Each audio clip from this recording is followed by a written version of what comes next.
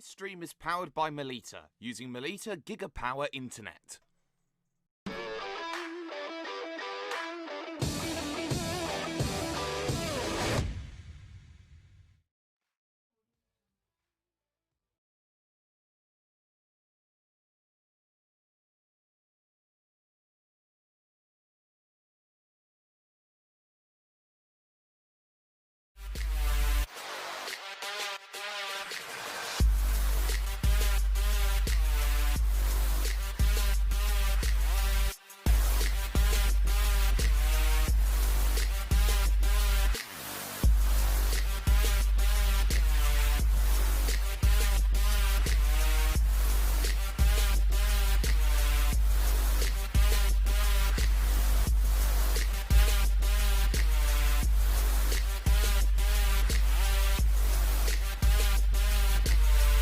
World Pro Racing, where sim racing becomes real. For only €5 a month, experience every high-definition moment on your TV, tablet, phone or PC. Great teams, great moments, and so much more. TSN from Melita is your ticket to stay in the game. Visit melita.com/sports.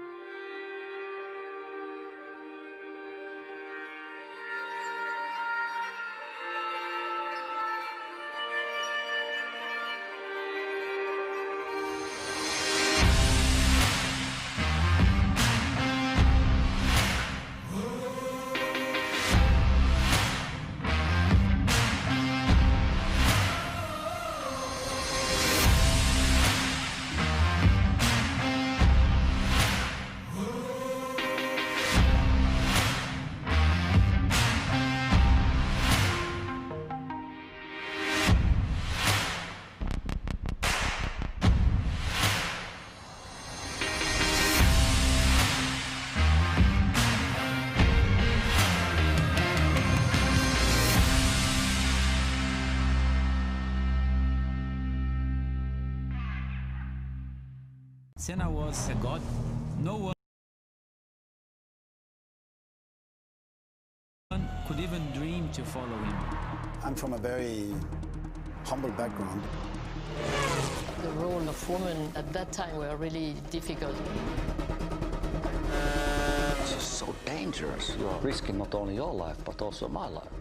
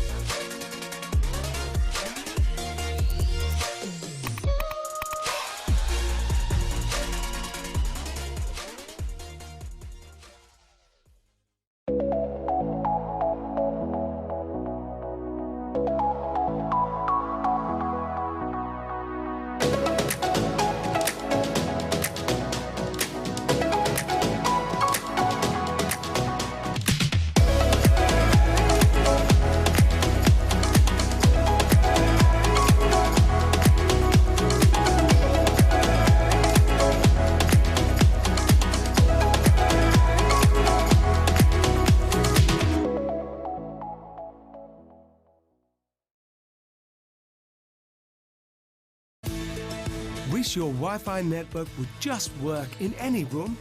Our new Stellar Wi-Fi is AI assisted to give you the smoothest, fastest possible Wi-Fi throughout your home.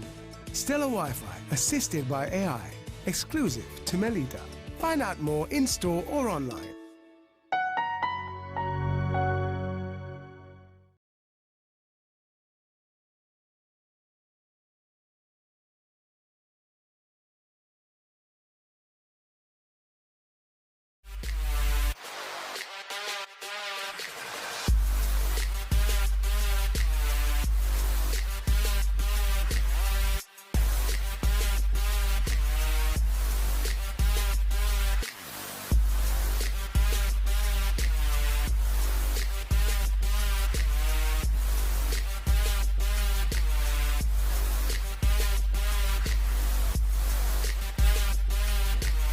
Right.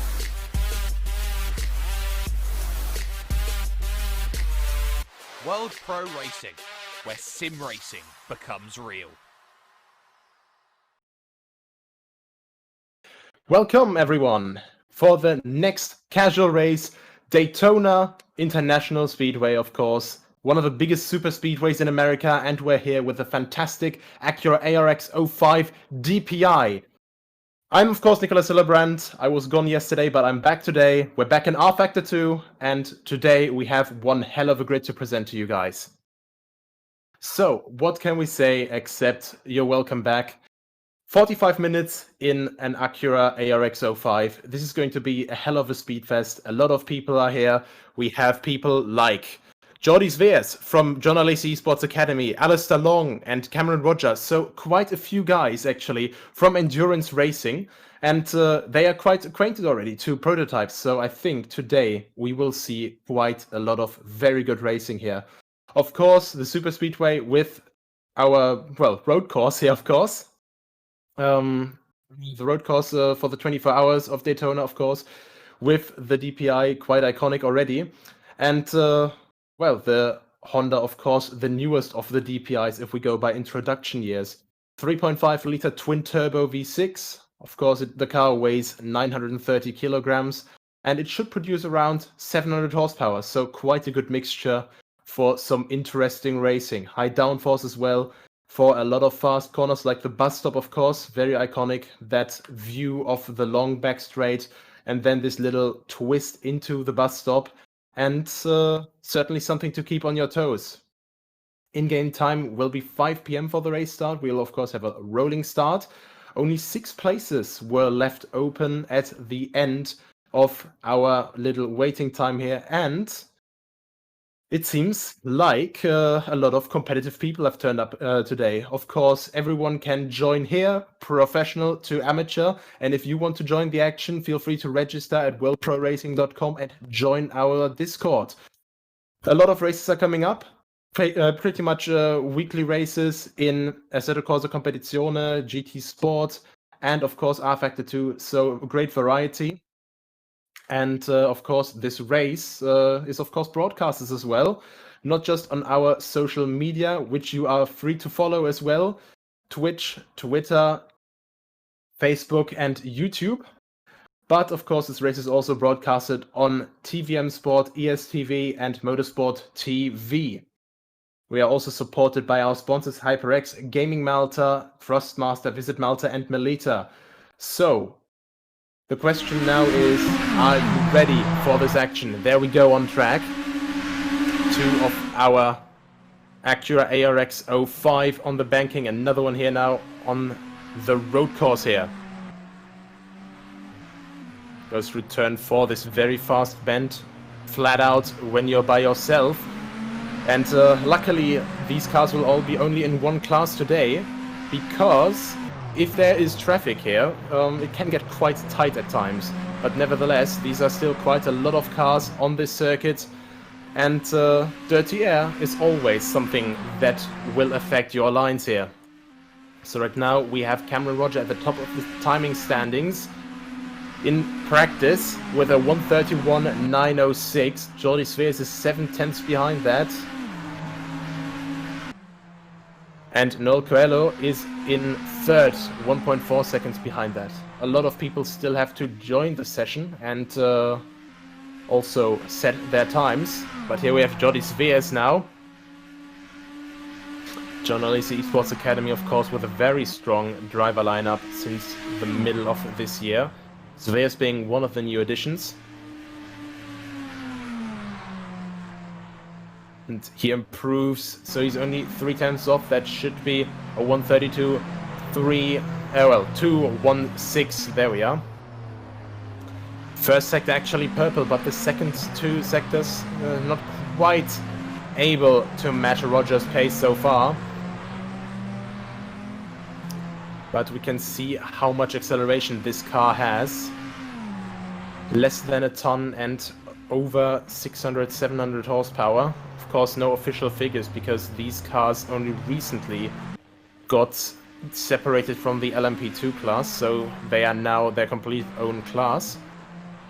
Of course, the DPI, the Daytona Prototype International class, is based on LMP2 chassis, and this Acura here is actually built on the ARX-07, just with their own power plant, and of course you can see it perfectly here. The front bodywork and headlights are completely a new construction. Noel Coelho, one of the privateers in this race, no team given on his entry, but nevertheless quite close to the front here. Not that far behind some of the top runners here. Wilson now up to P3.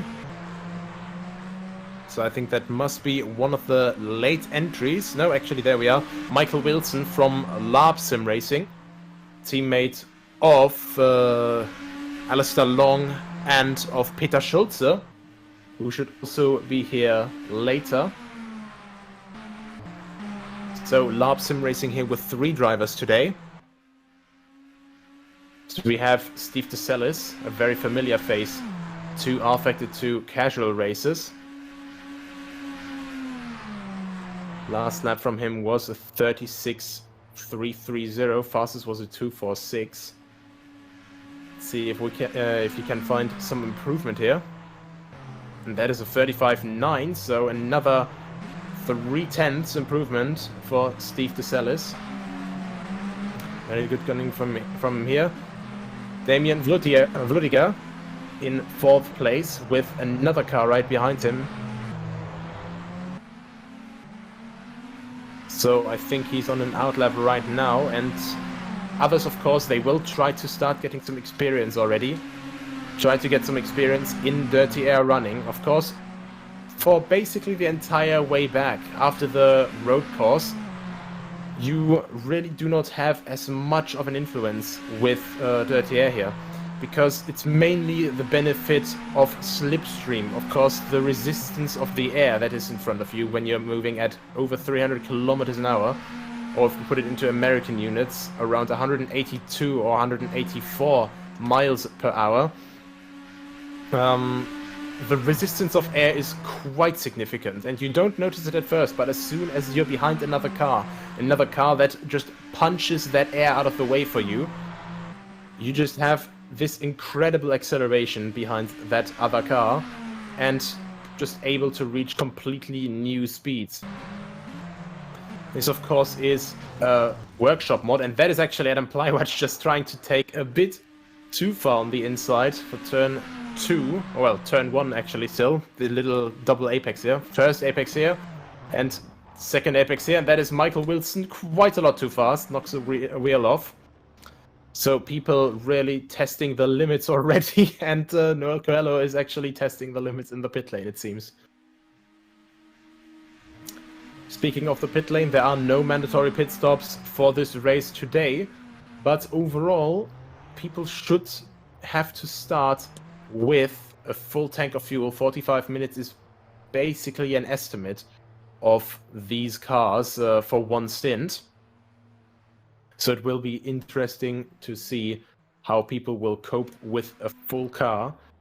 Of course, this is also low downforce territory, so, well, into the bus stop, coming into that behind other cars, you will experience quite a lack of downforce behind other cars, more than you already are just driving into that by yourself, as we have one car here now exiting the pit lane. That is Michael Wilson for Larp, getting out there quite confident, even going over some of the sleeping policemen on the inside there. Obviously not too much of an impact yet. And we actually see so many people are running soft tires. Firewatch, Sterren and Moore, however, they have set their laps on medium tires. So very interesting to see there how people tackle this differently. There's Peter Schulze entering the server, the third Larp driver. And really quite good to see so many teams actually having their bigger debut here now. Of course, John Lacey was here before with Alan Terzic, but Larp, I think this should be their debut. And of course, we have Cameron and Roger here as well for Hard Rod Automotive, so also something quite new still. We also see on the entry list here Haitam Abdelkader, so for Simsa Esports, which is yet another team which is already quite well known to rFactor 2 enthusiasts. But yeah, they will just make their debut here, I think, and Abdelkader, of course, one of the faster drivers as well. Now we have Lombards entering the server as well.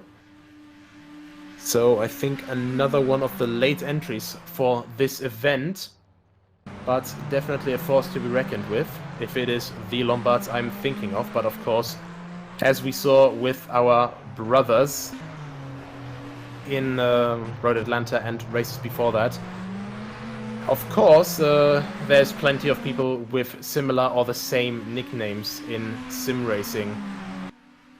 Peter Schulze now on his first outlap, getting used to the circuit, getting used to the car.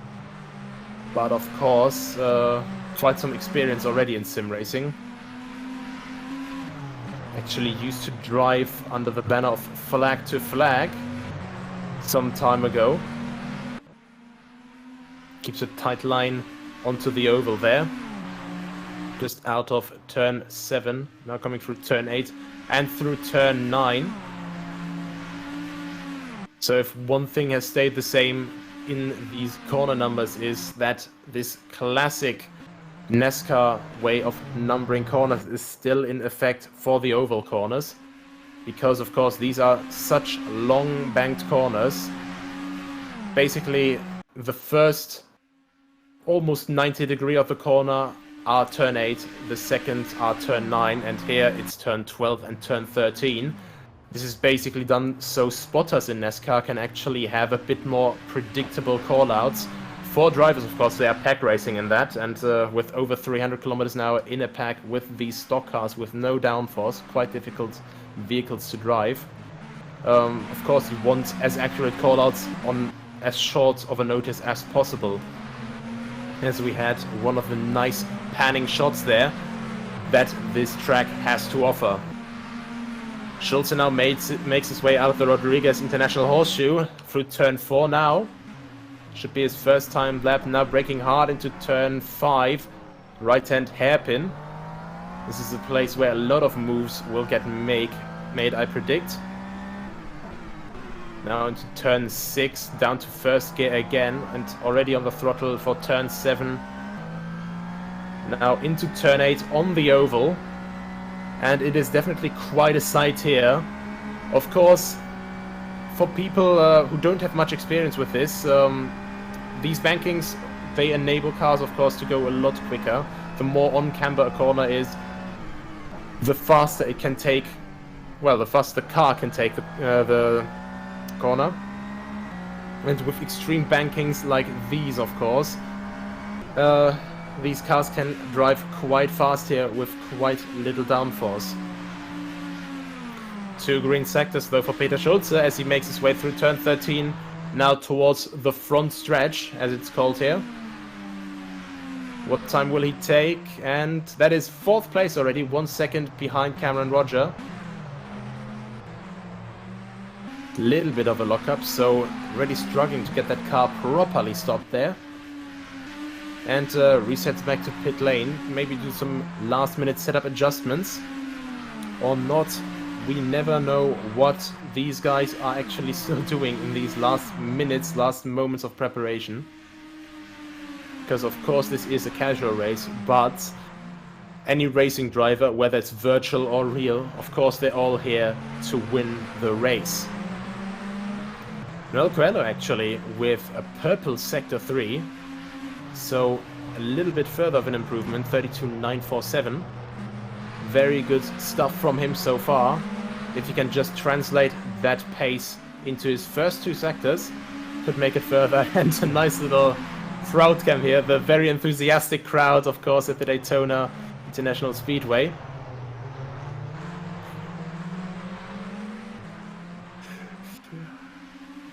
All barely able to stay on their seats. Some jump up, of course, when they see new lap times being posted. And we might be able to see the aforementioned slipstream effect here. Some people actually do a higher line here on this oval, try to get a bit more momentum out of turn 7 and turn 8. But a lot of people actually just stay down there, try to use the least distance possible. And you can see there, actually Coelho, I think he may have cutted the corner there, trying to adjust for the lack of downforce going into the corner. But look at this now. Actually goes out of the slipstream very early, but still, what a slingshot. Look at that. This is just the beauty of Daytona, and now slots in front of him, and the other car will now get the slingshot. It will be quite difficult for me to call out who actually will be in these different cars, because we only have a limited amount of liveries for this, and of course we can only see which drivers these are when we actually have the overlay. In the race it will be a lot easier, but in qualifying and practice it could be a bit of a few mix-up happening.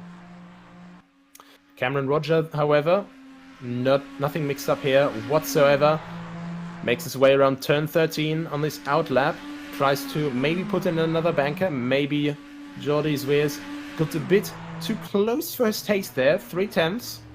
Still a sizable chunk of time, but of course, if you can have someone of John Alesi Sports Academy behind you, of course you try to show some dominance and some pace, and make sure that he stays there and knows his place, even if it's only the practice. But of course, as I keep saying, practice is not only, well, last-minute practice, but of course it's something to start playing mind games, because you see your competitors as close as you'll ever see them up until the race. So he makes his way now to turn 5, heavy braking. He lets himself get carried very nice and wide, then goes for an early apex and then just lets himself swing wide out of the exit of turn 5. Hard on the brakes for turn 6 now. Wide clean there, bit of a wiggle actually in the middle. Through turn 7 now, back on the oval, and now in turn 8. So another one to opt for the low line, and that is a purple Sector 1, 52.379.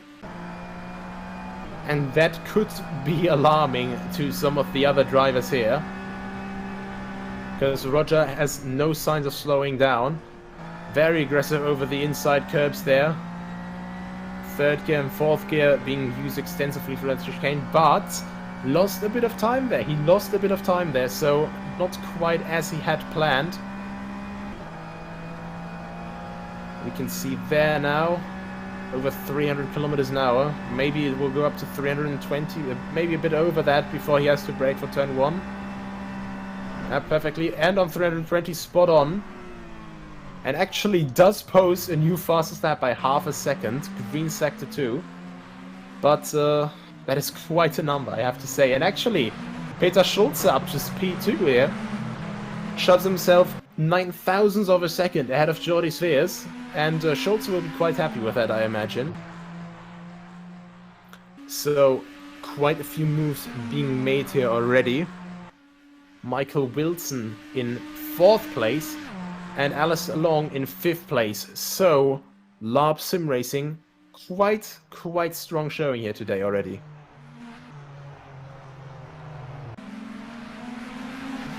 Here's Jordi Zweers though with a personal improvement as well, I think, in the last lap. No, not quite. But there we have actually a nice pack of cars now, giving us a little preview of what we will see in a couple of minutes. Just nose to tail, and look at that, sliding a bit, locking up a bit, and barely no contact.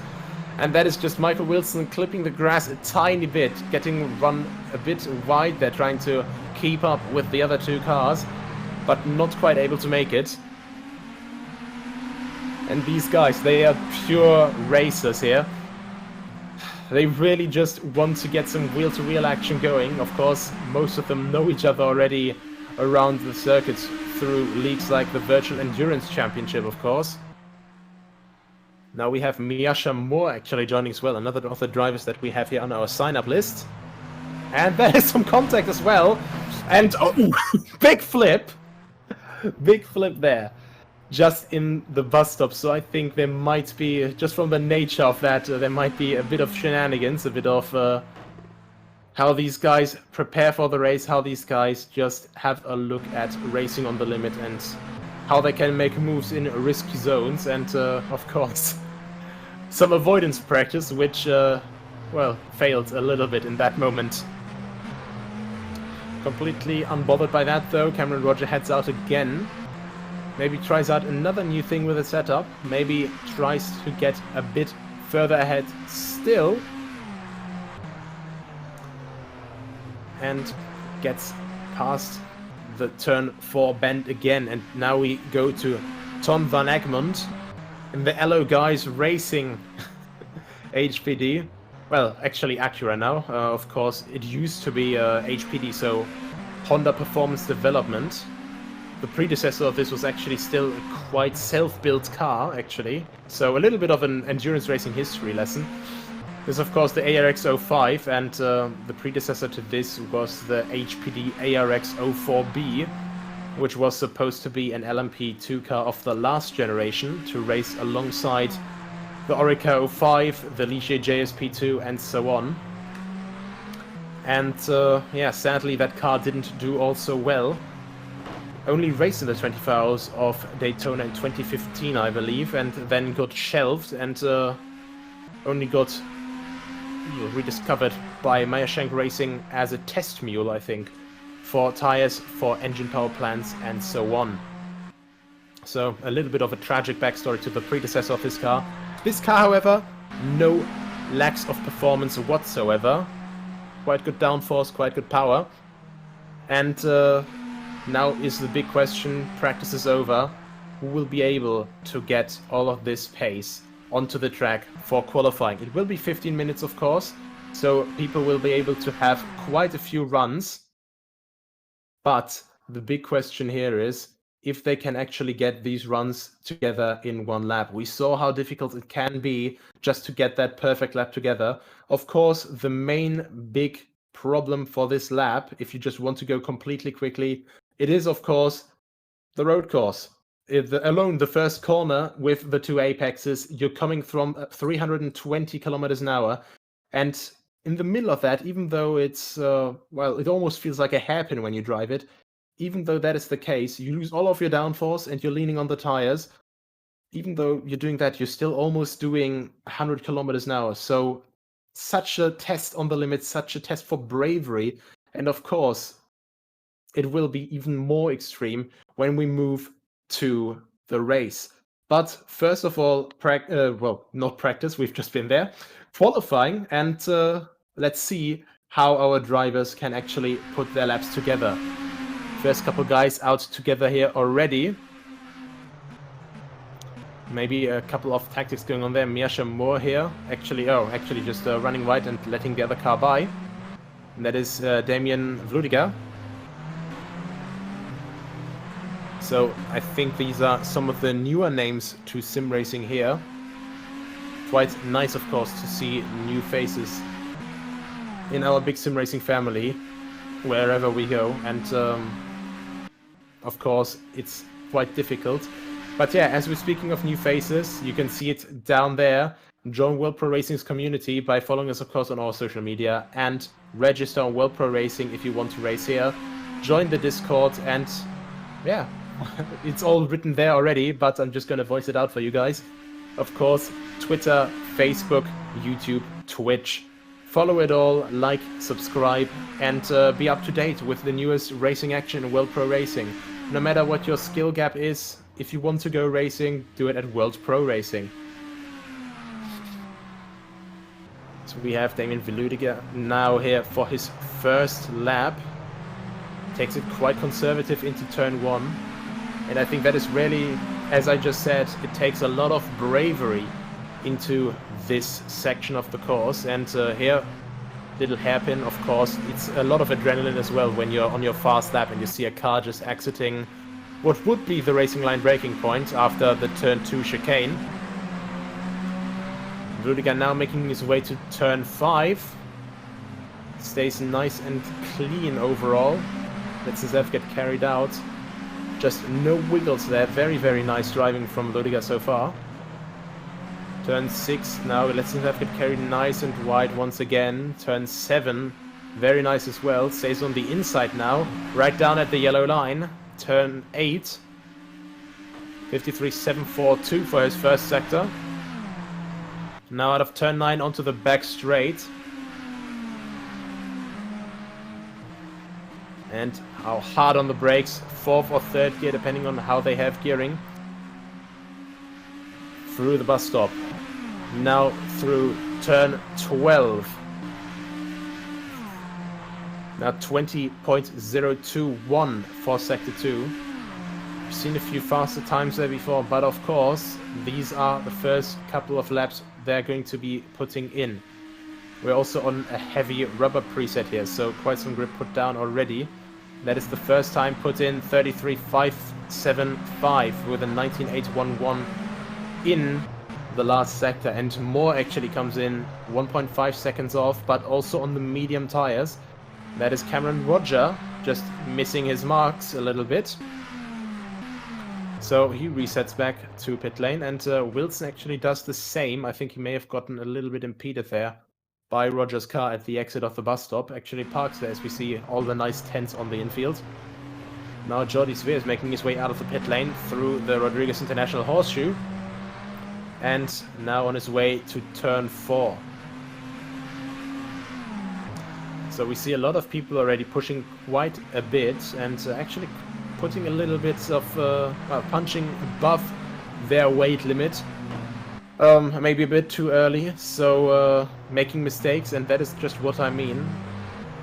It doesn't seem like Daytona is a difficult track to drive because there's not too many corners that aren't flat out. Of course, the majority of this is these long flat out sections. This wonderful banked corner here, for example, turn 8 and turn 9, as we have Sveas actually just dip on the apron there for a moment and, well, weaving a little bit there. And we have Gomez now on pole position right now, provisional pole, 32.264, 1.3 seconds ahead of Veludiger, and people putting lap times in more and more.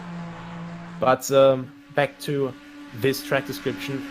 A lot of this is of course flat out, but that is what makes it so difficult. You have places where you can lose so much time, simply because it's these very, very fine imprints that you have to get right.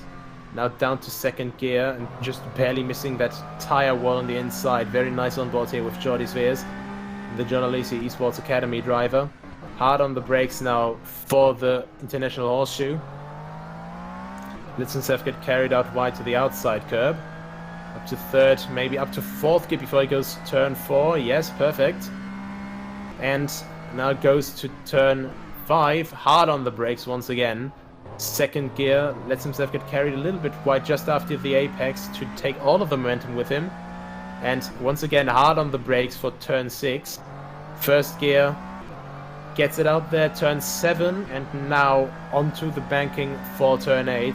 Looked quite clean so far. Let's have a look how the first sector will look in just a few moments. 52.711, that's a purple.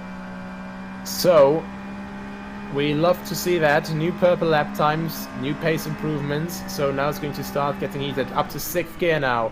Hard on the brakes just before that one marker board on the catch fence on the right. Through the bus stop on the limit. You could see that really pushing there. 19.635. in second sector. And now just this long way back to the front stretch, back to the... Oh, actually, very brave there, and actually he breaks off his lap attempt. So a little bit weird there, because 2 purple seconds to then break off. Maybe he has just had his lap cancelled. Maybe he got a bit too aggressive on the exit there. But nevertheless, we also see some improvements from other drivers in the field. Vludiger improves, so he's only 6 tenths behind with 32.8. Kaspersik is in third with a 33.5, I think. And Coelho is behind him, 1.888 seconds off. And right behind that, Klajic and Teselis, only 400s apart. Only another 500s behind that is Moore, and behind that is Sterren. But all of these drivers here, of course, they're still pushing, they're still trying to get good laps in. Kaspersik now very aggressive once again. Look at these drivers just pushing these cars on the limit. Just really interesting, always fascinating, almost hypnotic to see how these cars handle on the absolute limit. Just maybe dipping down a little bit there once again on the apron, trying to stay as far on the inside as possible. Is it an improvement? I think that was an improvement from Kaspersik, even though it was... Oh, little dip into the tire wall there just to get reset. But yeah, 2 red sectors, but the first sector wasn't good enough to actually keep that improvement up. Coelho now here on another outlap, I think, or maybe he just started his lap.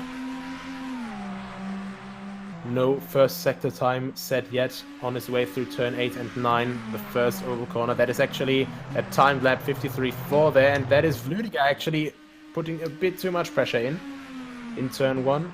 But back to Coelho here, on his way into the bus stop, braking on the limit, going very aggressive over those curbs, and that might have been a bit too much again. Either way, he lost a little bit of time through sector 2 there. And this is really just this very complex section of corners. The bus stop, of course, people will probably think of the most iconic old bus stop at Spa, but of course this is basically a similar corner. But Coelho actually, valid lap, improves to second place, 7,000ths of a second faster than Vludiger, and he's going to be quite happy with that, 32.8 as well. And these gaps are really starting to come down now. Jos van der Sterren actually heading out again for another lap. At the moment 2 seconds off, and quickly taking a bit of a detour. Tom van Egmond actually getting out there as well, a little bit of oversteer there, a bit hard on the brakes.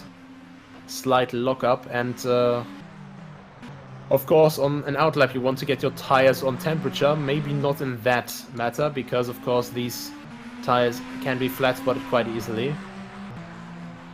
rFactor 2, well known for its highly advanced tire model, among other things like its weather features and of course completely dynamic track surface. But here we have Van Egmond next lap, and that's actually a little bit too far on the inside maybe, but let's see our actual in-game marshals decide that, because cut tracks are of course enabled here. Another flat out run here to start a quali lap, and I think maybe I have the slight feeling that Schulze, Sveers, Long, Wilson, Lombards and Roger, all of those guys, either they're waiting for the very last minute to put a banker in, or maybe they're trying to start from the back just to have a little bit more racing entertainment, and that is just definitely Roger just still standing there, nothing so far, and yeah, interesting tactics to be sure. Rulas Gomez now with his next timed lap, very aggressive for turn 1, goes over the very inside of that curb. In turn 2, and hard on the brakes for the International Horseshoe. Lets himself run wide very nicely there, takes all of the momentum of the corner with him. These cars, of course, with around 600 to 700 horsepower, they have quite a lot of power, so of course you don't notice as much if you lose a bit of momentum compared to a couple of the lower powered cars. But Gomez, nevertheless, he knows that momentum in every car is important. Very wide line, then actually gets on top of the situation by getting on top of the beginning of the banking, swinging down, getting a bit of gravitational force perhaps going, and that is a new purple first sector, 52.545. Bit of a little number twist in there, and just between 1 and 2, actually very late on the brakes, and I think that may have been a bit too late there, yes. And yeah, that was definitely a bit too late, completely over the grass. Red sector 2, but nevertheless, he apparently has more time to put in there. Maybe even get another run in with the momentum he's carrying right now. But that is still a lot of time gained. Lombard's actually... that is actually quite a lot of time there. Lombard's actually gets his lap in, 32.180. Gomez on 0.085 behind that. Plywatch actually just over 3 tenths behind that. Kaspersik only 3 tenths behind that. Only a couple of thousandths behind Plywatch. Egmont 3 tenths behind that, and Coelho only a few thousandths behind that. So the front of the field is getting really tight now. Last one of those guys within 1 second of pole position is Vludiga right now.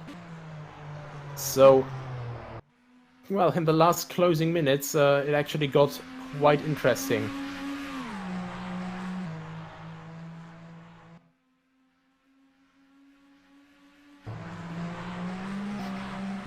Tom Lombard's here.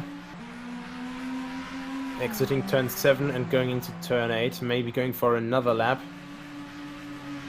Maybe thinking that wasn't all I had. Now watch this, guys. I can go even faster.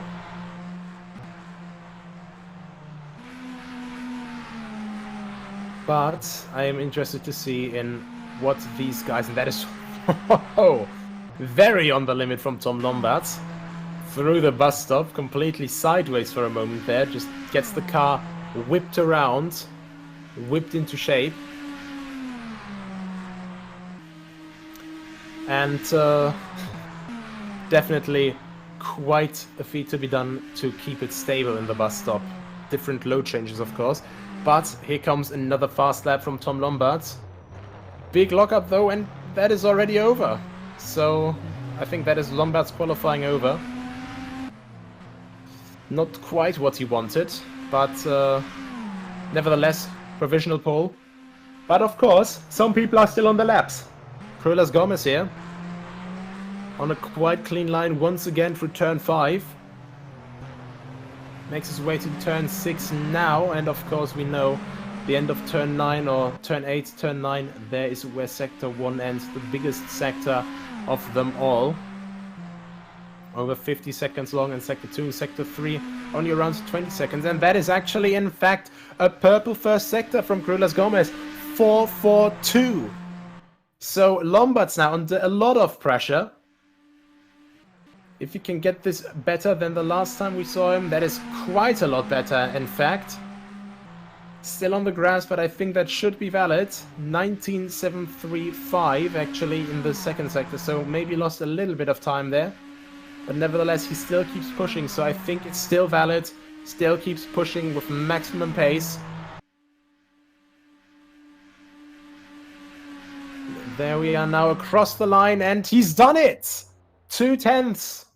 He gains overall around 3 tenths, puts himself on pole position, and Lombard gets relegated to P2.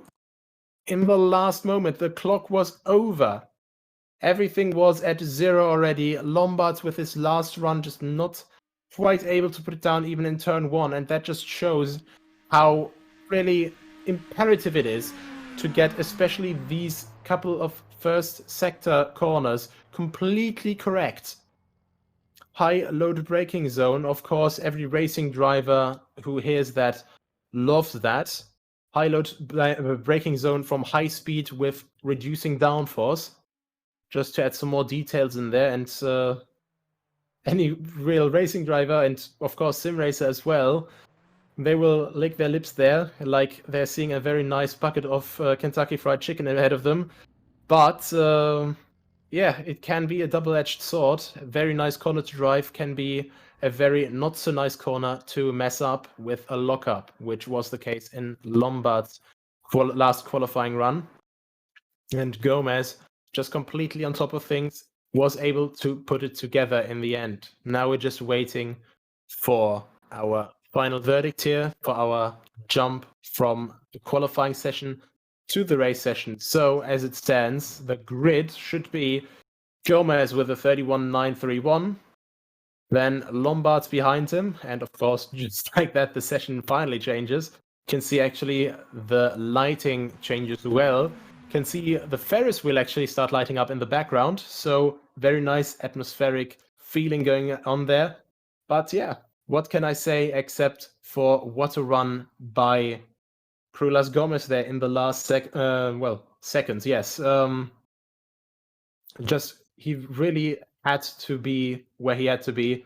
He knew where he had to be and placed himself perfectly, didn't put a foot wrong, and his gains through Sector 1, of course, the place where you can to win or lose the most time. Win and gain does not make a good word combination together. He knew that Sector 1 is the most difficult part to get right. He got it perfectly right, and now starting from pole position. Of course, that is the perfect place to start, and front row, of course, into this very interesting first corner will be quite difficult for him to put it perfect. 4 minutes of warm-up remaining, so we just have a few more minutes of drivers preparing themselves for this race. 45 minutes, of course. Qualifying is one thing, but keeping this together in the race is the other, especially with these very, very long straights. We know this, of course, with the banked corners as well, which might as well be straights because they're completely flat out. And I think that there will be a lot of overtaking going on. Of course, people will also try and play a little bit of tactics with their slipstreaming. A lot of people, of course, Sveers, Rogers, and of course Long as well, for example, they didn't put a lap time in, so they are starting from the back, maybe wanting to have a little bit more racing action because they definitely seem to have more pace in practice, and this will be the interesting part to see now. Is Gomez going to be able to hold that lead, or will the guys charging from the back actually be able to make their way from that not quite last to first, but the back to first challenge? So yeah, nothing on the table except for bragging rights, but for these guys, that is more than enough. Just a few more minutes to go. And we are quickly switching away for a few ads. This stream is powered by Melita, using Melita Gigapower Internet.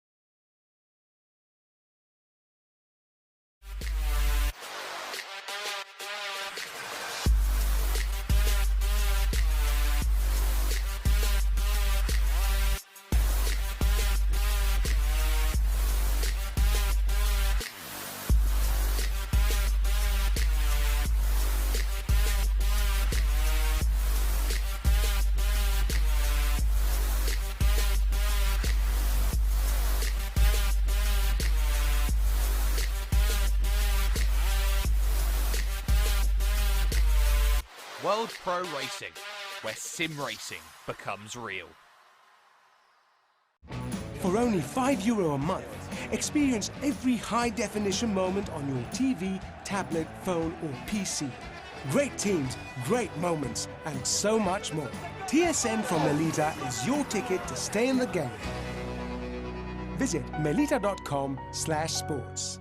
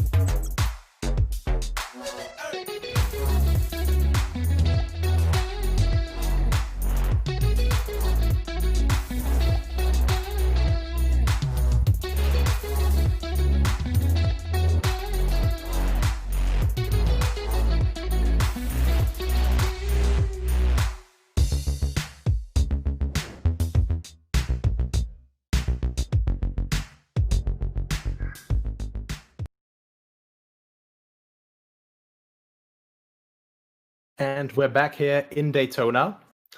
Of course, only the race coming up, the highlight of the evening. 45 minutes of pure racing action in these fantastic Daytona prototype international cars, the Acura ARX-05. So, who will be able to take the crown? Will it be our pole setter, Cruz Gomez? Or will it be one of the charging people from the back? Will it be Jordi Sveers? Will it be Cameron Roger? Will it be Alistair Long? Or will it be the man who got beaten in the very last seconds of qualifying? Will it be Tom Lombards, who may be able to establish himself up front again? We don't know yet, but we're about to find out. Just waiting for the last couple of seconds here. Waiting for, well, the last couple moments of our on-track marshals preparing the safety car for the formation lap and preparing all of the cars, of course, all the teams preparing the cars. This moment, of course, once again, if you want to join events like these, feel free to join World Pro Racing. Just sign up on your smartphone, on your PC, anywhere on our website. Join the Discord and, of course, like, share, subscribe, and follow, of course, on all of our social media. Be up to date with the latest news from World Pro Racing, with the latest events, and, of course, the latest racing series. Now we have everyone lining up on the grid now. And that nice banking there. And they're starting to head off now for the formation lap.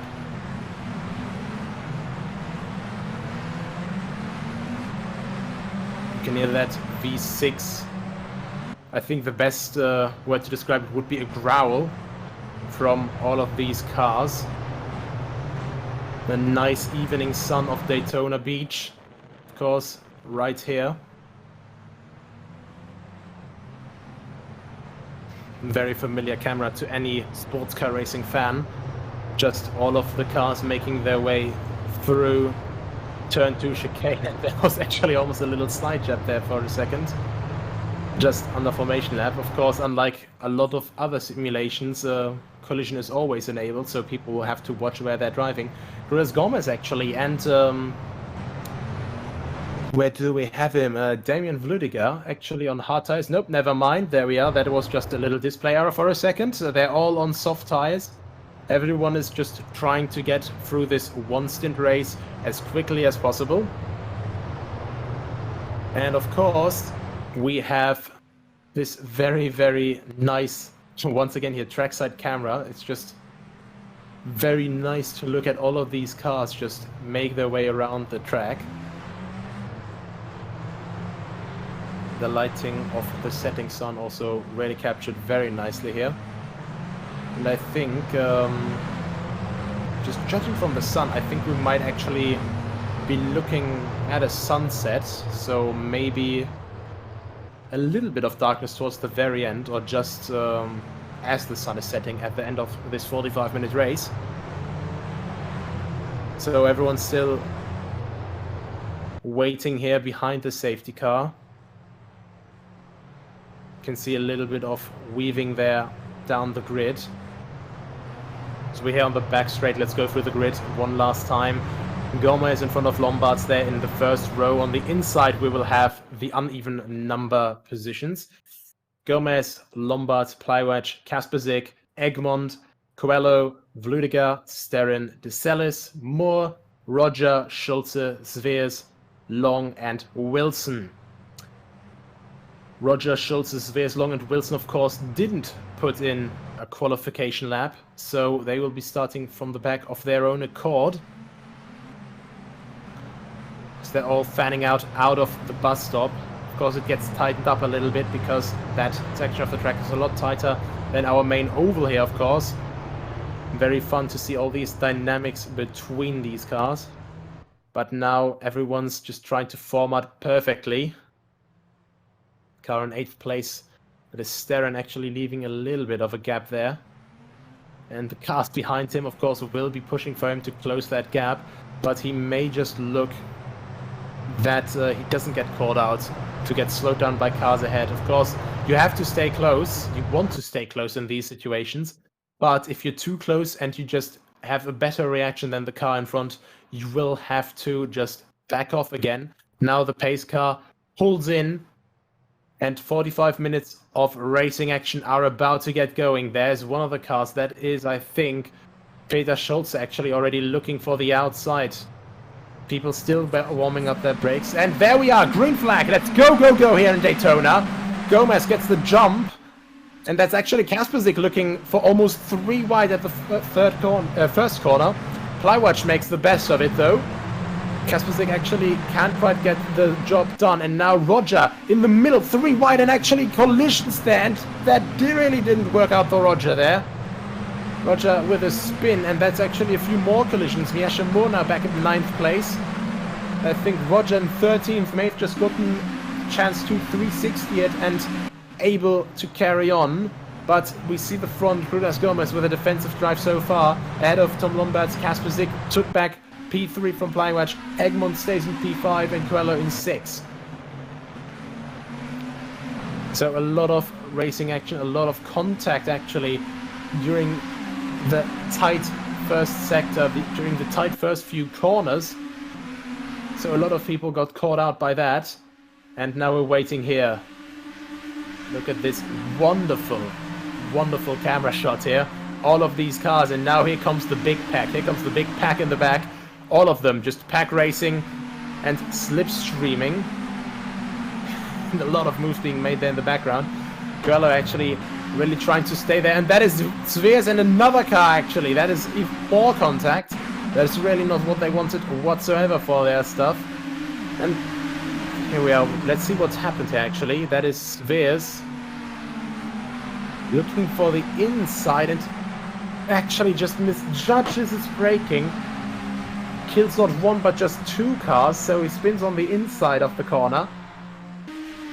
Hits 1 car to the outside, and as he's on the inside, just slides across the track, hits another car, so 3 cars involved in that collision. And I think one of them was DeCellis, and the other 2 should have been, if I am correct, Long and Sveers. So everything not going as they wanted.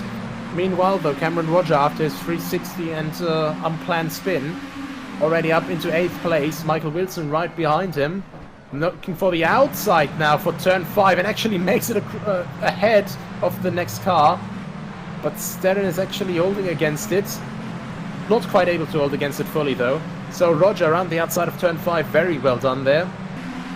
And of course though, he will be within slipstream range now. Now trying to make up a 2.7 second gap ahead of him. You can see that wonderful rear view mirror, or rear view camera actually. That car's getting closer, spooking ever so closer. Perfect here, a little bit of spooky action. That is not what you want as cars are creeping closer just before the bus stop. Spooky, of course, still very topical a couple of days after Halloween. But of course we're here in the daylight, beautiful Daytona Beach, and Lombards actually established himself ahead of Gomez now. Gomez must have done a mistake there. Lost the lead and actually lost 2nd place as well. So Lombards, Kasperzik, Gomez, Egmont, Plywatch. That is the top 5 right now. And that is actually Van Egmont actually looking to make a move into turn 1. But so are the next 2 cars behind. So we have pretty much a 4-way fight for P3. That's Gomez, Egmont, Plywatch and Coelho. And this battle, of course, slows all of them down, and that is a lot of good chances now for Roger to start gaining on them. Only 1.5 seconds. Jos van der Sterren actually in 9th place behind Michael Wilson, having to defend from Peter Schulze into turn 5 now. Definitely one of the hot spots for passing and for making moves, and Schulze looking for the outside, looking for the inside through turn 5, outside for turn 6, but not quite able to get the drive to get alongside. But now he has the drive. Look at this acceleration coming out of turn 7, now side by side. Actually, if he positions his car perfectly, should get a little bit of a side draft even, but not quite able to. Pulls a little bit in there, but now more momentum kicking in. Van der Sterren gets a drive through for the collision with Roger, so didn't quite leave enough space there. Quite unfortunate for him. But that's Schulze making his way through, and Van der Sterren, of course, will lose a lot of time with that drive-through. Back to the front, Tom Lombards leading. Cameron Rogers side by side there with Michael Wilson now. That is a lot of battling going on. Side by side now, and actually that's not him battling with Wilson, that's him battling with Coelho for P6, and he's made it actually. I think that was also our fastest lap of the race, so Roger's really on it now. That start collision, if anything, other people would get beaten down by it, would get a bit intimidated by it, but if anything, it seems to have fired Rogers up, and Van der Sterren just done with his drive-through, but something must have happened there. So he just reset, and that is Jordi Swears in the grass once again. Not the best form for the John Elise Esports Academy driver right there. That is with Fludiger. So trying to make a move for the outside and just gets... that is very borderline. So one could argue he was alongside, so he was alongside for the braking zone, so I think Fludiger just not quite anticipating him to be alongside there as much, but that is, I think, a blown engine there as well. That is Coelho. So just still battling with Roger, just battling at the beginning of the road course. Then this tiny mistake there, sliding a bit wide and hitting the tire wall in the most inopportune angle. And tire ripped off. The engine says no thank you to that. And it's gone. And just like that, a race can end so quickly. Roger's already made his way to P4. Rulas Gomez doesn't want to just let that sit upon him, as Peter Schulze goes for the fastest lap of the race. All of them battling in the very close little pack here now. Now it's already the first 7 minutes almost over. Rulas Gomez still looking to make a move back on Cameron Roger, who's now looking at the back of Tom Van Edmond. Roger really looking quite clean there. A little bit of a lockup as I say that, so a little micro commentator's curse. Just flying through turn 5 there. Even though it's a hairpin, it's still considerably faster than most of us would take it, and that was Gomez. Very good car control, messing up turn 6 and 7, but able to avert a fate like it had before, befell Mr. Coelho just a lap earlier. Rulas Gomez now on the defensive now. Slipstream quite strong, but he's able to hold the inside, and that is Plywatch that's not able to make the move done, and that actually cost him so much momentum that he loses his next 2 places to Wilson and Schulze. So it's really looking good for Laab right now. All their drivers are making it up the order. Let's actually see where's Alistair Long, one of the other Laab drivers. It's actually a bit further back. Roger's actually in the pit lane. So that might be for some damage. Or maybe a penalty as well. And actually he's DNF'd as well, so that is just very unfortunate. Tom Lombards, meanwhile, he's gaining more and more of a gap. And that is the next... penalty coming in. Actually, we've got him still going, so I think that was just a little display error. So Roger might have just gotten himself a repair. Or maybe a little cut track penalty, maybe a little stop and go. We will not know at this moment, but of course we could find out after the race. Maciej Kasperzik in second place with Tom Van Ekman right behind him. Meanwhile, a bit further down the order, now in 10th place actually, as he made it up the order for a few places. Jordi Swears now received a 10-second stop and go penalty for the incident on Alistair Long. So that must have been the incident in the bus stop on lap 1, and that is Kasperzik very desperate to hold the fort for P2, but not quite able to. Now Egmont on the outside line, very far up on the banking, and Kasperzik doesn't have a moment to breathe. Gomez right behind him now, a lot of slipstream there. Does he look for the inside or the outside? It actually looks for the inside a little bit, tries to go for the inside, but Kasperzik slams the door for the inside. Almost making go on the apron. That is contact there, and both cars go around. Maybe a little bit too aggressive there from Gomez, and that is more contact, and more contact, and that is definitely not how Gomez wanted that move to go. Wilson, meanwhile, is the main gaining party, up to P3 now. And Alistair Long in first place. How did that happen? I think that might be a timing glitch for a second. Yes, that is a timing glitch, because Alistair Long just DNF'd. So, Lombards, Egmont, Wilson, our new top 3, Kaspersik in 4, Plywacz 5, and Schulze continues his charge to the front, now right on the tail of Plywacz. So, Lombards, he just keeps on going, 7-second gap now, completely by himself, and behind him, people are trying to catch up, but it's not gonna work if you hit each other, guys. So, quite a bit to be done there, quite a bit to be rectified in their racing style, maybe. Because, of course, everyone wants to race, everyone wants to battle, but if you want to try and go for a win, if you want to try and go to catch up the lead car, it's not going to work like that. But what's going to work very well indeed is Peter Schulze here. Slipstream now for the outside and just gets it past, gets it done very easy, even before the front stretch. As he goes very commandingly in front of Maciej Kasperczyk. Kasperczyk actually going for a bit of throttle again to try and close the gap between the two apexes of turn 1, but it's for naught. Schulze really on fire right now, and Kasperczyk with a very, very big lockup in front of Plywacz, so maybe he's getting dialed back a bit further now. So, of course, if you're in the slipstream of another car, even at those speeds, at around 200 kilometers, 250 kilometers maybe,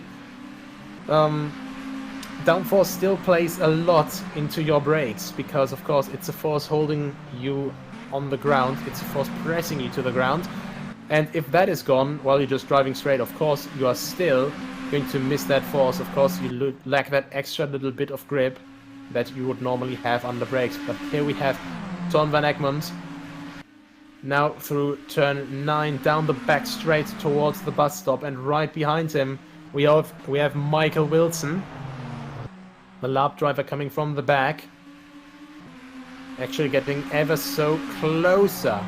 It's getting a little bit closer and closer and closer. Just, well, a bit of distance gained through the bus stop, but now we see, once again, we see the slipstream kick in. Now it goes from almost 6/10 down to 5/10, now to 4.5/10, and now to 4/10. And look at how much that car is gaining. Looking down the inside, and Egmont got a little bit intimidated there. Not quite able to hit his perfect line. So only 3/10 distancing him from Wilson now. 2.8 seconds behind that, 2.7, 2.8. Behind that is Schulze already, the next lap driver. So even though they lost one of their own, the remaining 2 lap drivers still very, very desperate to make this a good result to write home about. Ton van Egmond here, still trying to do a good defensive drive, of course. Still very well. And the yellow guys, racing driver, very, very good job from him so far to keep it overall relatively clean when you consider what kind of incidents we had before and what kind of incidents he had to make his way through. So very good job from him so far. 9 seconds at the moment.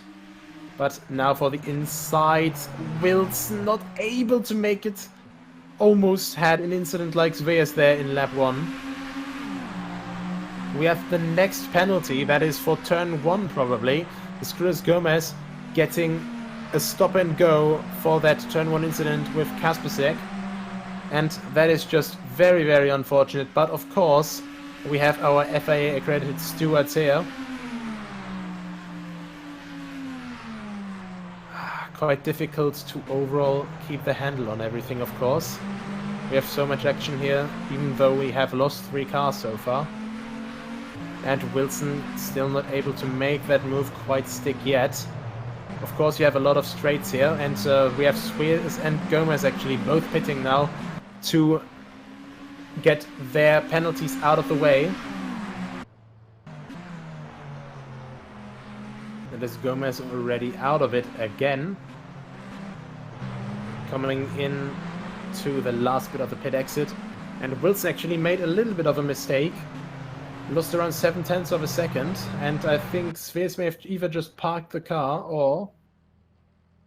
Yeah, I think he may have just parked the car completely. So, a little bit of a shame for Jordi Sveers. The John Alesi esports driver is not going to be happy with that race result. But let's focus on what is right now and not on what has been. Because what is right now is that Tom Lombards is leading with an 8.8 second gap. But Tom Van Egmond, he has found a sort of second wind. Overall, he is able to keep that gap to Lombards right now. If he can just get a little bit better of an overall run into this, he may be able to still catch up. We have still 30 minutes to go. A third of the race is over. We lost 4 cars, but it's 11 still remaining. And a lot of them are still quite close to each other. And actually, Sveers getting going again. So, actually now a lap down, but yeah, quite odd that he was stationary for so long.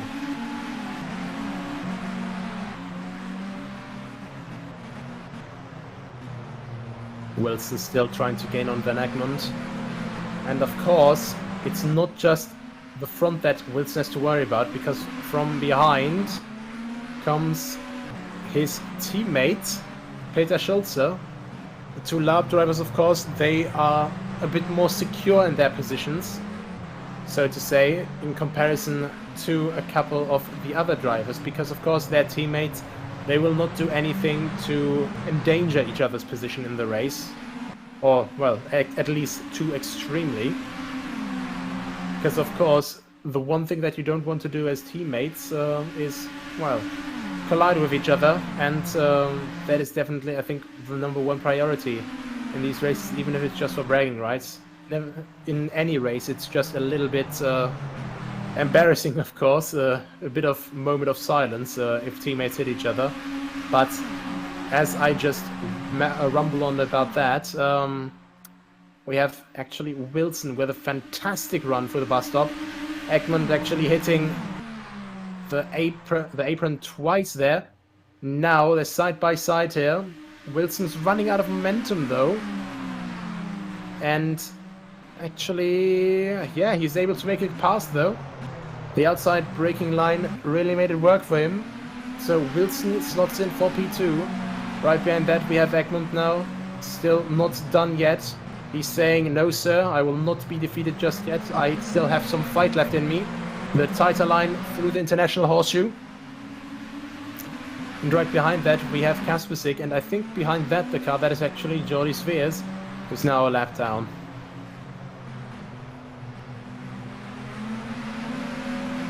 So the new order right now, as it stands: Lombard, Wilson, Van Egmond, Schulze, Kaspersik, Plywedge, Rüdiger, Gomez, Roger and Moore. That's our top 10. And De Celis is the last car that's on the lead lap. And then of course we have Jordi Sveers here left. Or as some other commentators like to also call him, and as some of our friends like to call him, Jordi Zwires. And I couldn't keep myself from making that reference because it's just too iconic by now. Speaking of iconic, that is certainly something to be clipped on Twitch, hopefully. Wilson going a bit too aggressive through the bus stop. Van Egmond thinking, I will not lose time, I will just do the same thing. And Schulze going with it like it's a new fashion trend. So all 3 of them just completely going over the grass. I could make a joke over the Honda lawnmower here, but I will keep that to myself for now as they go 3 wide into the turn 1. Barely staying out of the inside wall there. Wilson, fantastic car control, and Egmond and Schulze as well. Just minor contact there. Fantastic driving from all 3 of those. And Schulze actually makes it for turn 2, now actually turn 3, the horseshoe, but Van Egmond tries to go for a closing gap and spins himself around. So he lost quite a bit of time there now, 7 seconds behind now. So that is a bit of a shame for the Hello Guys racing driver. Michael Wilson, though.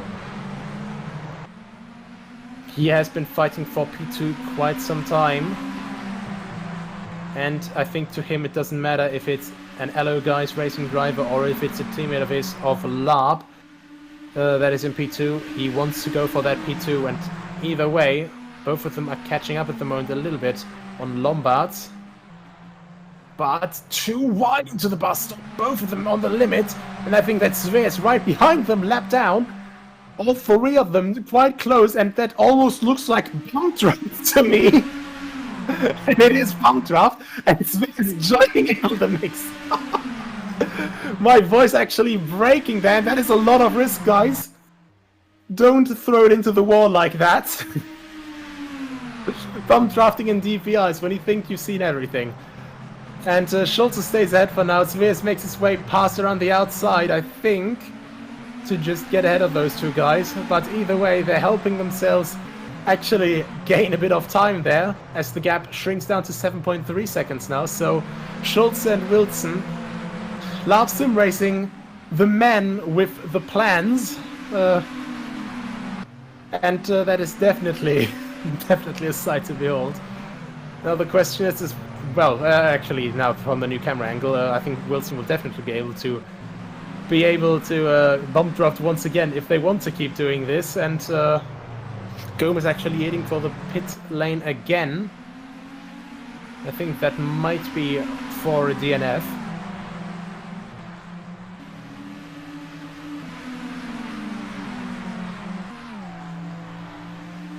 Peter Schulze still a bit too far ahead for bump draft, and a yellow flag in sector 1. So actually no, we have Gomez back out of the pit lane. I think that might have been another stop and go then.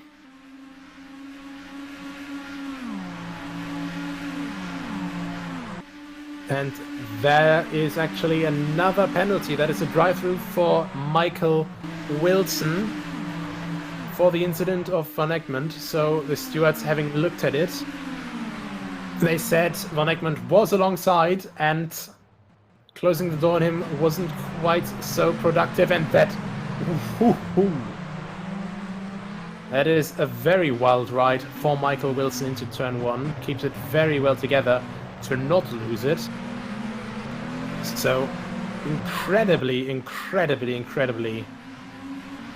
on the racer's edge there. And that actually Lombards, who's lost a lot of time. I just noticed that. Those 8 seconds just lost out of nowhere. 1.2 seconds, 1.5 seconds of a gap to Schulze. And Wilson, of course, sadly, he will lose out on that battle now because of his drive-through penalty. But Peter Schulze now almost within striking range as they head through turn 9 once more, just past the halfway mark in this race. And I think that might be Jordi Sveers trying to unlap himself. Not quite gonna do it yet. The Sellers actually lost a lot of time as well, so at some point during all of this racing action, Sveers passed him as well. And Schulze now using the back marker to his advantage, gain a bit more. Actually, that is Schulze. So the back marker got through in that bus stop situation, and that is indeed Jordi Sveers with now the fastest. That is actually a quite fast lap time, 31.296. Faster than we've seen in qualifying, I believe. And yeah, Schulze and Lombards now battling for the race lead. 21 minutes remain. And you can see the sort of change. You can see the change in mood basically in the driving there. Schulze a little bit more gentle there with Wilson, a little bit more relaxed driving. You could basically see it, just how they were handling it. But now that he's there with someone who isn't his teammate, you can see this completely new fire in his eyes, to speak metaphorically. You can see no more bump drafting, no more happy little fun times. This is business now. What is even more serious business is the slipstream, but he doesn't go for a move there. He thinks better of it, wants to stay close, and that is Lombards actually very much on the edge through the bus stop, rubbing a lot of tires there and through that. Lost a lot of momentum, actually touching the apron there as well, getting a little bit unsettled. And Schulze already looking for evading action. But actually both of them heading to the pit lane. Now that is something that I didn't anticipate. Side by side in the pit lane. And it looks like a drive-through penalty. It looks like a drive-through penalty for both of them. Side by side in the pit exit. And I've never seen this before in any race in my life. Whether I've commentated on it, whether it was virtual or real. I've never seen this in my life. Absolutely incredible scenes here. So, Van Egmond actually regains the lead, the Allo Guys racing driver. Lombard's right behind him now, and Schulze right behind Lombard. So, we now have a three-way battle for the lead. And Michael Wilson is not too far behind either. So, what has happened there? That is my big question right now. And just absolutely unbelievable scenes, side by side, too wide, down the pit road. Still can't believe that happened. Just to get back on topic, Van Egmond still within slipstream strike range, of course. Same goes for Schulze, however. And both of them are getting closer now. And actually, Schulze actually losing a little bit of gap now. Because Lombard actually makes that move into the bus stop. Very nicely done from him. And Schulze now has to evade. Oh, actually, no, it's still ahead. He's still ahead. Lombard's actually still not able to make that move. It looked like he was able to do that, but not quite able to do that move. And now Schulze comes in with the move side by side, looking for a side draft, looking for the outside line for the brakes again. I've seen that being used quite a few times in this race already. Look how much he's gaining just on that outside line on the brakes. This is just really incredible. How much a little bit of a wider line can help you to reach your wanted destination next to another car. But Lombard's really struggling for grip right now, really just trying to push on the limit and not quite able to put everything of his potential onto the road, as we have Lüdiger going to the pit lane as well. So maybe another drive-through. And just looking overall at the track limits, at how the guys we've seen so far have handled themselves, I think it might have been drive-throughs for track limits. So they're really fighting all out at the moment. Maybe even so far all out that the game has to remind them, sorry, the simulator has to remind them, the marshals in the simulator have to remind them, guys, the grey is the track, and this time I will make the Honda lawnmower joke, as the lawnmower triplets actually just go for another trip on the grass and mow a bit of Daytona lawn. And very far on the inside, almost looking like they will go into the pit lane once again. Van Egmond's trying to defend on the inside, but the other two cars just too fast on the outside line, and that's once again a bit of contact. Van Egmond with a long slide through turn one, barely able to keep it together, holds it out of the inside wall as well. And that is Lombard making his move for the lead again. A little bit of contact there, so a little bit of upset in the car of Egmond from contact. But he's able to keep it together. Absolutely fantastic car control from everyone involved once again, because of course Schulze could have easily just placed his car a little bit wrong in that situation and just gotten very bamboozled in that moment. Continuing out of turn 7 though, once again, it's just 16 minutes to go. Time really flies like the planes overhead from Daytona Beach Airport, and of course like the cars here on track as the sun sets lower and lower. And there is Schulze with another bit of bump draft with Ton Van Egmond. So the Allo Guys driver getting a bit of yeah, how could you say it, a bit of a large support, but a bit too much momentum through the bus stop, so not quite able to utilize their working together to the fullest.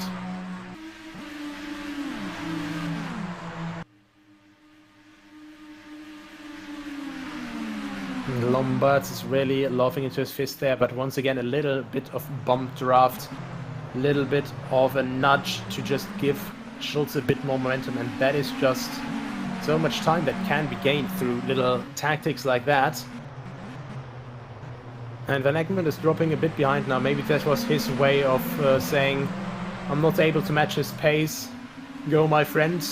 Go and fight Tom for the lead. And maybe it was also another thought of Tom Van Egmond. Just, I can't catch him by myself, but if Peter can just drive a bit faster, can involve him in another battle, maybe, just maybe, they slow each other down enough so I can be the third guy who laughs at the end of the day. And it is getting darker and darker and darker. Soon we should also get the floodlights if this goes on. And the cameras here, of course, like the TV cams, they're a bit higher up. They're placed a little bit higher up than this entire thing. And of course, this is just such a nice ambient atmosphere. Speaking of a nice atmosphere, of course, this is a casual race, and of course, you can see with all the bump drafting, with all the battling, a lot of fun is here on track.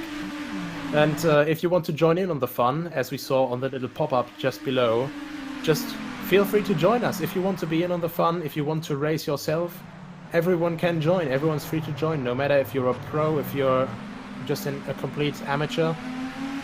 If you're maybe someone from real racing, which we've seen quite a lot this year, you know, if you're someone from real racing wanting to make his first steps into sim racing, anything goes. Just sign up on our website, worldproracing.com. Just come to Discord, follow, like, subscribe, and of course, retweet or, well, just follow everything of World Pro Racing on social media, on Twitch, YouTube, Facebook and Twitter, to be up to date with new events. And soon, of course, I might be commentating on you guys. Of course, just as a reminder, of course, we've seen a bit of wheel banging here, but our FIA accredited stewards will take a look at any kind of racing.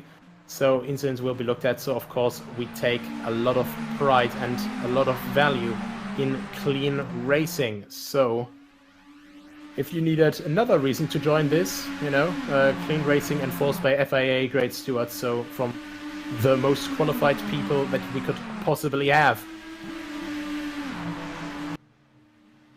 Now down the front stretch, side by side. Looking for the outside braking zone once again, but not able to make a move just yet. Schultz looking down the backside of a Lombard. Still close and closer and closer. 2-3 tenths, this is the constant gap. And that's actually Tom Lombard's a little bit out braking himself. Now side by side. Gonna look to go side by side through turn 4, and Lombard's not wanting to leave any amount of space there. But Peter Schultz says, I'm later on the brakes than you, mate. I was able to hang on there. And now it is your time to hand over that lead to me. But Lombard says, right back at you. Maybe you will get the lead now, actually. I think he was trying to get it a little bit more cleaner there, but bit of too much tire slip, of course. This is the difficulty, to put all these 700-ish horsepower down on the road. Just trying to get it all perfectly on the road. Tom Lombard once again, and that is Tom Van Egmond utilizing the lawnmower aspect of his Acura once again. Acura, of course, if people didn't know, Acura is the American outlet of Honda. And here we have the nice line with a nice camera at the start-finish line. Very close looks here, nose to tail, as they head to the braking zone. Van Egmond not quite close enough yet to make a move. It's just over 10 minutes left in this race. So not too many more laps, maybe 6 or 7 laps, and that is Lombard's almost spinning. Ooh, that is... I think that is the tire wear on Lombard's car really starting to get noticeable now. Lombard's really pushing through the entire race and not quite able to conserve his tires as much. Maybe he was just looking to build a very big gap. It's one mistake, that's all it takes to lose that gap. And of course, if you just put too much stress on your tires before, then in the situation when you actually have to battle, very, very unfortunate situation to find yourselves in. Schulze though, leading now, making his way into the bus stop. 1.3 seconds, 1.2, 1.3 seconds. His gap consistently right now. Von Egmond gets the line better this time, gets it better than Lombard's as well. And is he looking for a bump draft or is he looking for a move? He's looking for a move, I think. So he stays in the slipstream just under a tenth away. And actually that's a little bit of bump draft there. Just to try and push that car closer to Schulze. So Van Egmond willing to work with anyone as long as it means that he's able to fight for the win. So unlikely alliances being forged on the racetrack, just not by any contract, not by any writing, just by a few glances and actions, of course, in these cars. And of course, quick decision making is one of the things that you need to have in these cars. Lombard's once again sliding a little bit more through corners than Schulze and Egmond, so he's really starting to struggle on his tires, I would think.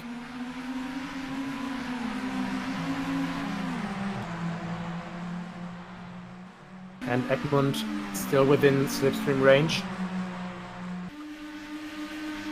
And I think actually the reason why Egmond is able to stay so easily with Lombard's now through the bus stop is because Lombard's tires might just be that far gone already, because yeah, look at that, still gaining. Of course, like a little bit of cutting there, a little bit of testing the track limits going on the exit of that as well. But Egmond is just able to take so much momentum despite these dirty air situations, and Cruz Gomez actually in the pit lane, and that is the entire lead pack heading in for the pits. So all of them maybe just opting for for a pit stop, and that was not what Lombard's wanted whatsoever. And that is not what Wilson, what Schulze wanted whatsoever. Wilson, of course, his teammate just coming in for his pit stop, gets stopped just in front of Schulze, just as Schulze was going to get going, and very unfortunate timing for both of them. And well, unlikely person that we thought we wouldn't see in this situation up at the front again. Cameron Roger, I think he might have been running at a lower fuel map or something in this situation. So now back up to third place. Of course, 45 minutes is around the maximum time of these cars because they still orient themselves around the global LMP2 stint times. So 40-45 minutes, it depends on the track. So if they were running in a high fuel map, it can very well be that they just had to top off for last splash and dash for the last 5 laps here. Just over 6 minutes remaining. 6, maybe 7 laps if they're very fortunate. And Lombard still stays ahead. Just as I said, Lombard, he missed his pit lane spot just by a few meters. Had to reverse back into the spot. But Schulze then got held up even more by his teammates. And of course, that's the last person you want to get held up by. So Schulze, I think, of course, still on the old tires. Maybe not the most optimum situation. 3 seconds of a gap, but how long will he be able to keep that? Schulze seemed quite a lot better on his tires. Both of them can, of course, keep just blasting away at maximum power.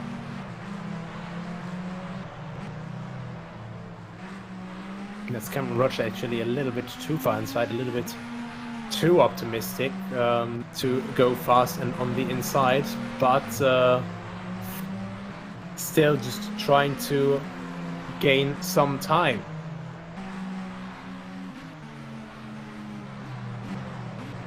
But what a comeback it has been for Cameron Roger actually. 4.5 seconds now behind Schulze. And Cameron Roger, what else could he have done after this penalty? What else could he have done in this entire situation, in this predicament that he found himself in?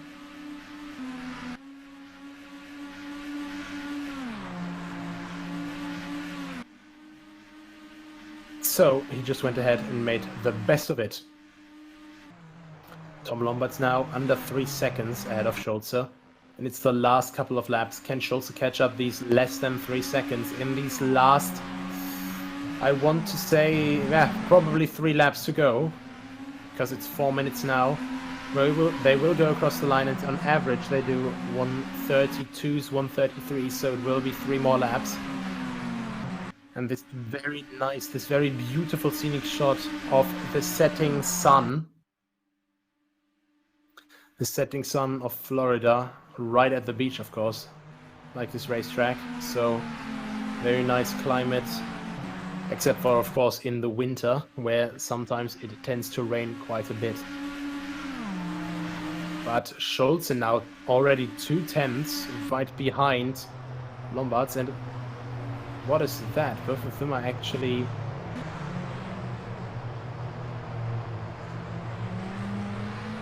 That is actually quite something.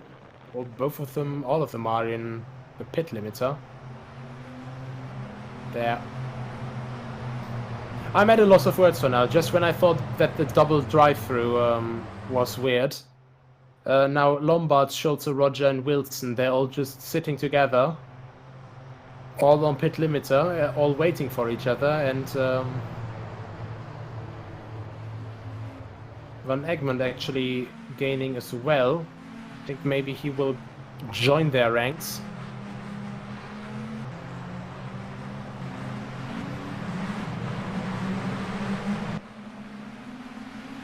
Actually getting a bit of information from one of my inside sources that they did a competition drive-through. Yeah, so just to keep a bit of fight alive.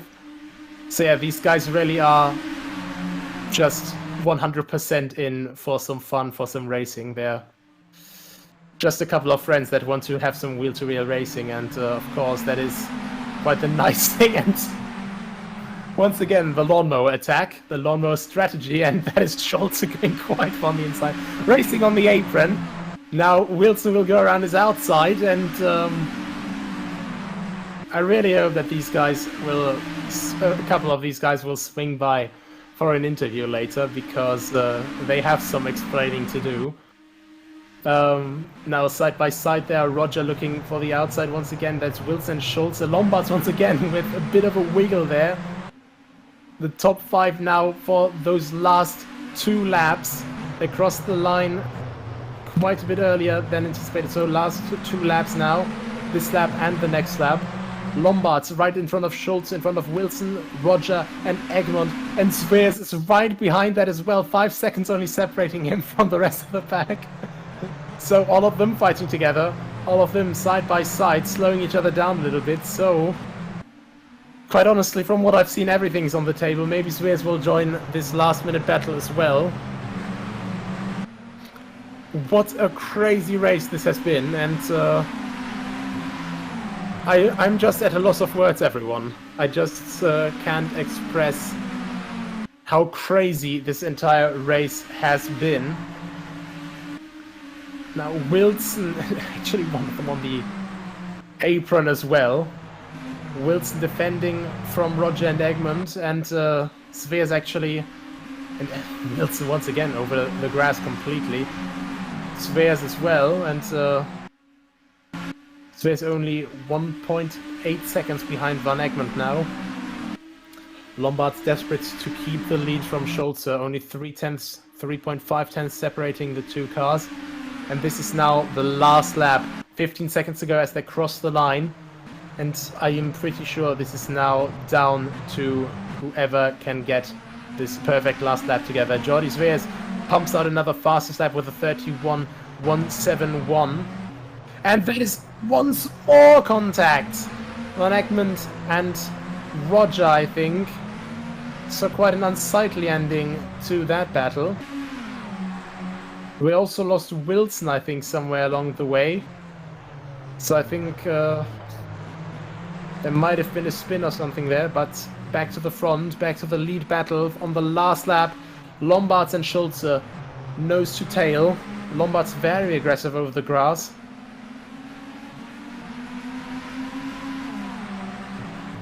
Schulze looking for that slipstream, and that slipstream game is already visible there. Less than 3/10, 2/10 now. Will he make a move into the bus stop for the outside? He is. Is he gonna make that move stick? And Lombards actually cuts quite away across the inside. And actually gains quite a lot of time through that. I don't know if he may have gotten a penalty for that, if it may have gotten him an unfair advantage. But nevertheless, Schulze comes here down to the line with a lot of slipstream, but 5/10 separate them. Lombards takes it in the last lap from Schulze, and Sveers goes for P3. Very unlikely finish, as we just had all sorts of different happenings, and that is a big crash coming across the line.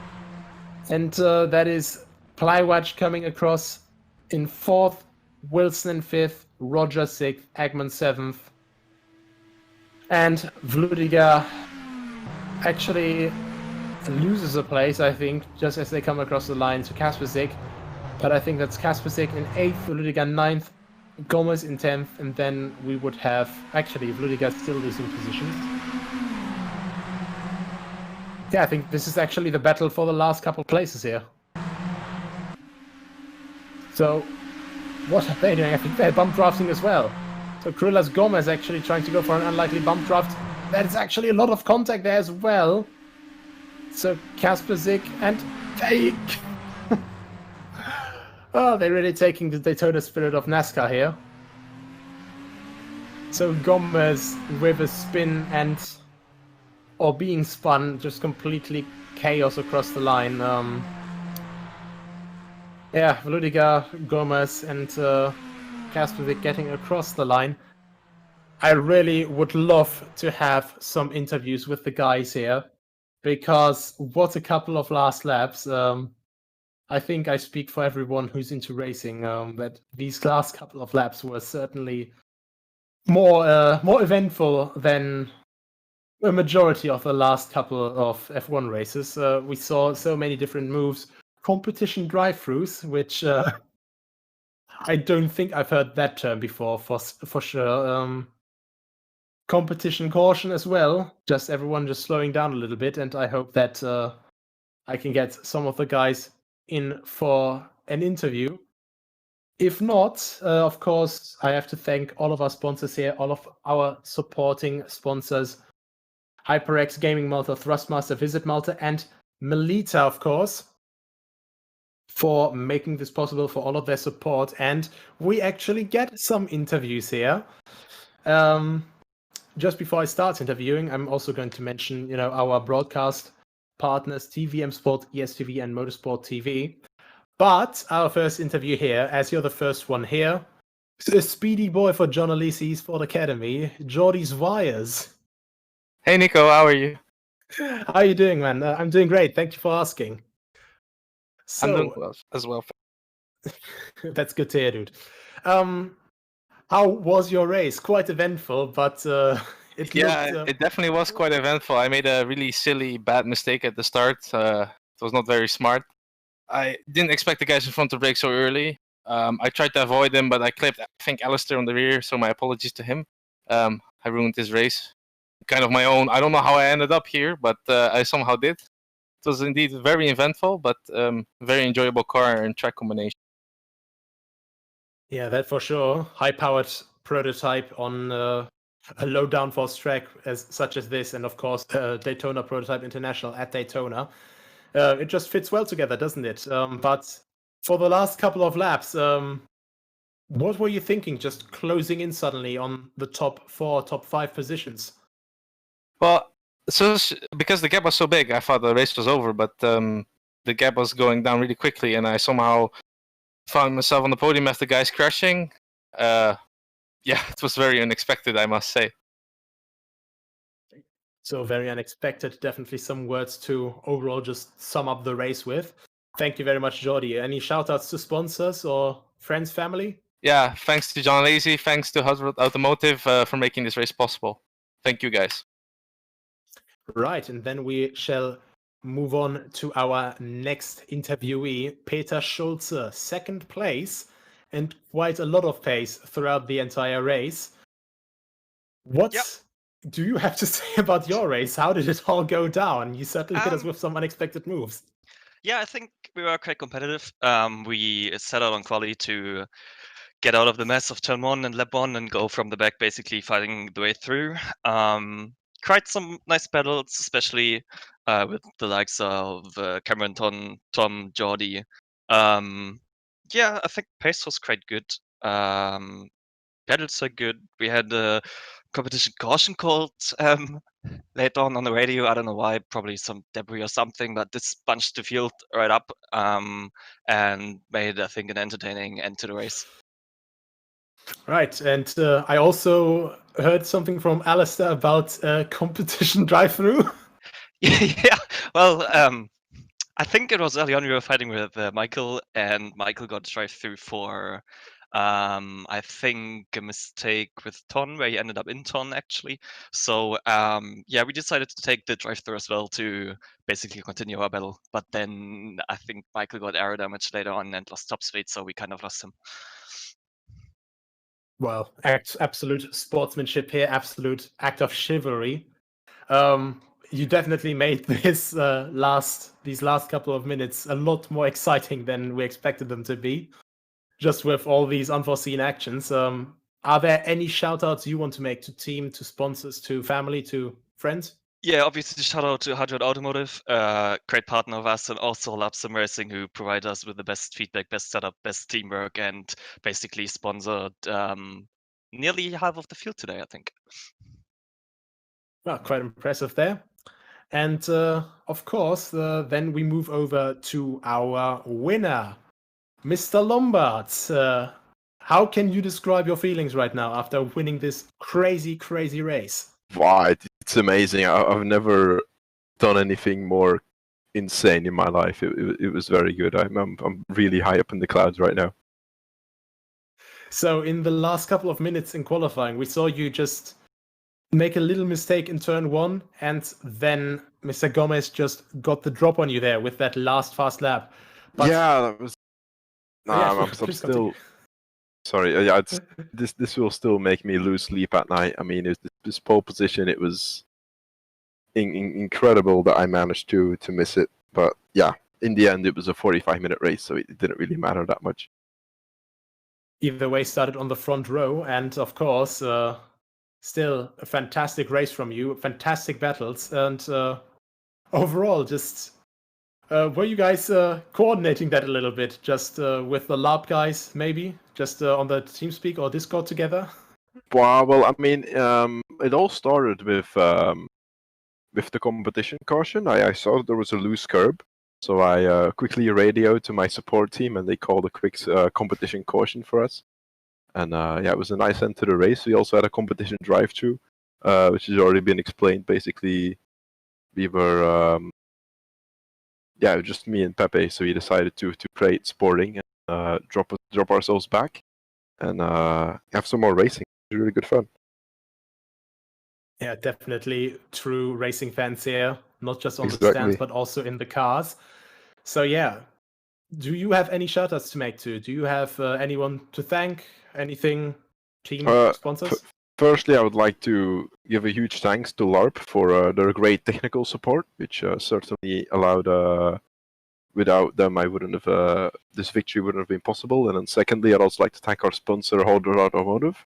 There's episode 3 of the road trip is coming out soon, so subscribe to that channel and stay tuned. Yeah, definitely using the opportunity to thank sponsors perfectly there. Exactly. So yeah, thank you all for the fantastic race you gave us. And of course, thank you all for coming here, guys. No problem. And thank you for the great commentating, Nico. Thanks a lot, dude. But yeah, this was it. 45 minutes, a casual race at Daytona in our Daytona Prototype International Acura ARX-05s. Definitely a lot of excitement, definitely a lot of unforeseen action.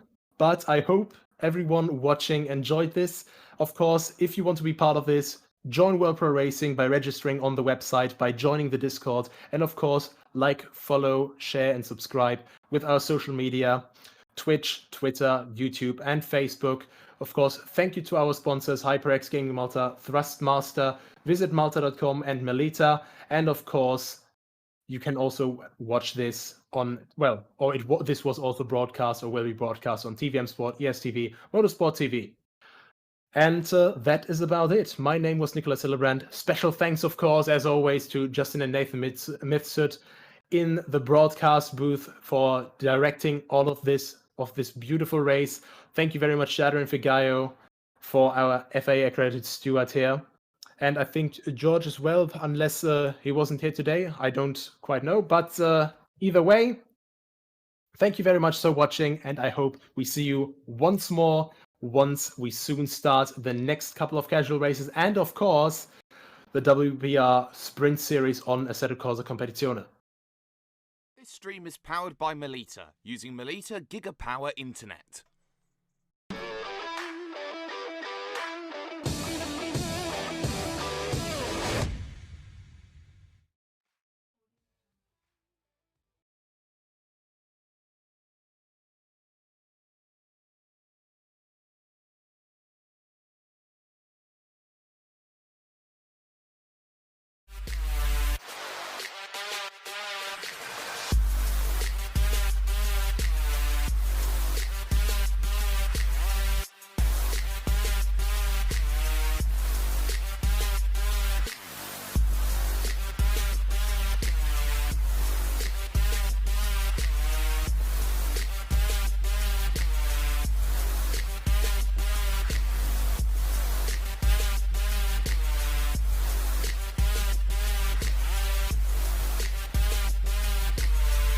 World Pro Racing, where sim racing becomes real. For only €5 a month, experience every high-definition moment on your TV, tablet, phone or PC. Great teams, great moments, and so much more. TSN from Melita is your ticket to stay in the game. Visit melita.com/sports.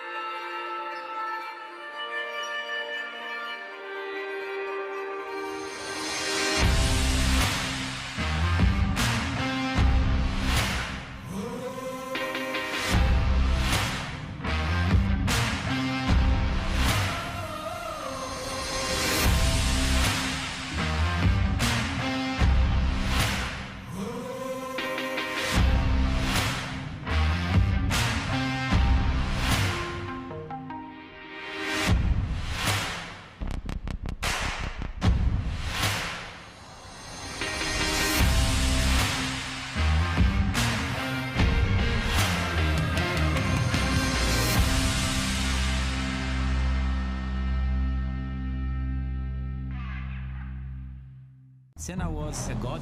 No one could even dream to follow him. I'm from a very humble background. The role of women at that time were really difficult. It's just so dangerous. You are risking not only your life, but also my life.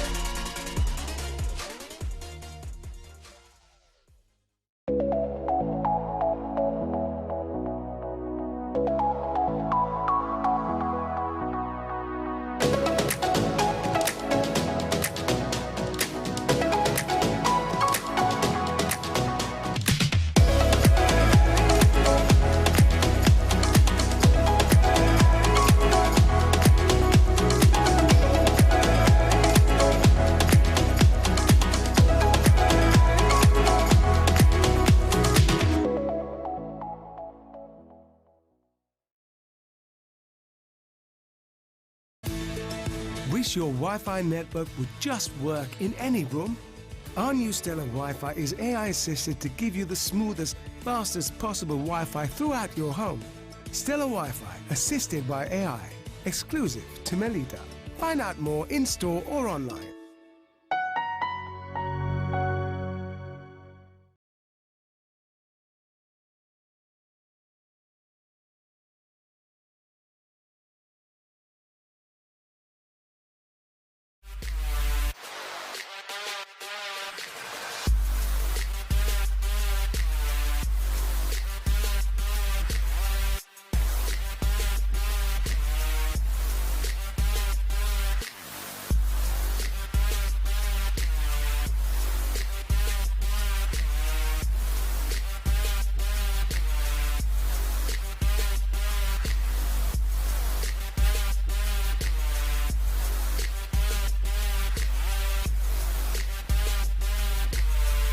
World Pro Racing, where sim racing becomes real.